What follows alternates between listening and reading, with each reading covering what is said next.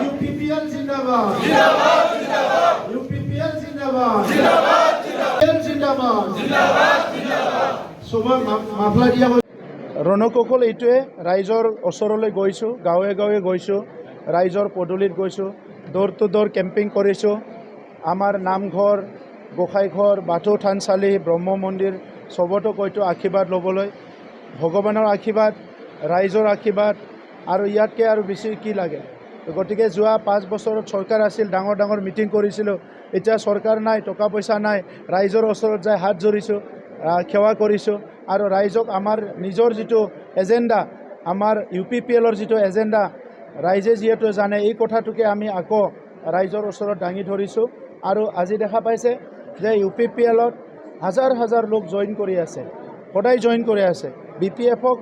কোনোবা এজন দুজন আমাৰ নেতা গৈছে কিন্তু নিৰ্বাচনত জিকিবৰ কাৰণে নেতা নহয় ৰাইজ লাগে আৰু সেই ৰাইজ আমাৰ লগত আছে আৰু UPPLে যিমান যেনেকৈ প্ৰচাৰ নকৰক কিয়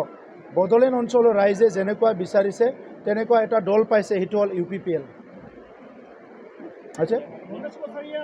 BPFে আজিৰ কথা নহয় যোৱা 20 বছৰে কাকবা সমালোচনা কৰিছে যদি সেইটো মই যেতিয়া ছাত্ৰ সংগঠন আছিলোঁ তেতিয়াও সমালোচনা কৰিছে এতিয়াও মোক সমালোচনা কৰিছে মোক সমালোচনাত ক'ব লগা নাই তেখেতসকলে কওকচোন ৰাজনীতি কৰি তেখেতসকলে সমাজৰ কি কৰিব জাতিৰ কি কৰিব নৱ প্ৰজন্মৰ কাৰণে কি কৰিব অৰ্থনীতি উন্নয়নৰ কাৰণে কি কৰিব সামাজিক স্থিৰতাৰ কাৰণে কি কৰিব তেখেতসকলে এজেণ্ডাবিলাক কওক